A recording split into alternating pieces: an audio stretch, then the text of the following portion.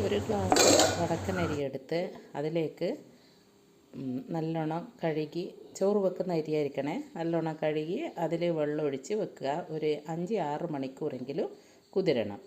അത് കുതിർന്നതിന് ശേഷം നമ്മൾ കഴുകി അരിച്ച് മിക്സിയിലോ ഗ്രൈൻഡറിലോ അരക്കുക. ഞാൻ മിക്സിയിലാണ് അരച്ചത്.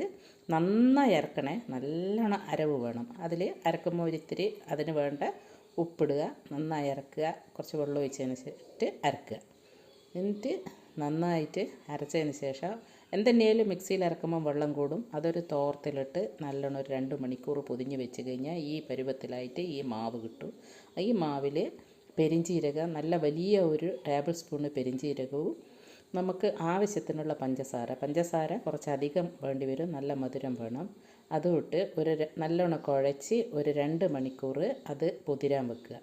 അത് എന്ന് വെച്ച് കഴിഞ്ഞാൽ പഞ്ചസാര നല്ലോണം അലിയാൻ വേണ്ടിയിട്ടാണ്, അതിലേക്ക് പിടിക്കാൻ വേണ്ടിയിട്ടാണ്. എന്നിട്ട് നമുക്ക് ആവശ്യത്തിന് ഒരു 1/4 ടീസ്പൂണ് മൈദയും കൂടി അതിൽ ചേർത്ത് വെക്കുക. എന്നിട്ട് നമ്മൾ ഈ കൂട്ട് മുറിഞ്ഞ് വീഴുന്ന വിധത്തിൽ ഇത്രയേ മുറുക്കം ഉണ്ടാവുക, അധികം ലൂസാവരുത്. എന്നിട്ട് നല്ല വെളിച്ചെണ്ണ കാഞ്ഞതിന് ശേഷം ചീൻചട്ടി വെച്ച് വെളിച്ചെണ്ണ കാഞ്ഞതിന് ശേഷം അതിലേക്ക് 1 സ്പൂണ് കോരി ഒഴിക്കുക.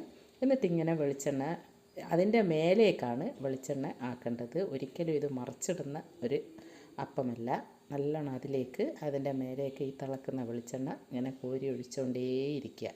അത് നല്ലോണം ഒഴിച്ച് കഴിഞ്ഞാൽ പൊന്തി വരും. ആ പൊന്തലാണ് അതിൻ്റെ പാകം. എന്നിട്ട് നമുക്ക് ആവശ്യത്തിന് എത്രയാണോ വേണ്ടത് അത് ചുട്ടെടുക്കുക.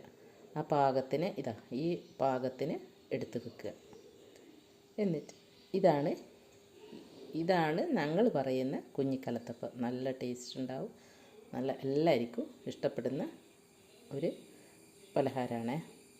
ഒന്ന് ട്രൈ ചെയ്ത് നോക്കുക, എല്ലാവരും ഉണ്ടാക്കി നോക്കുക.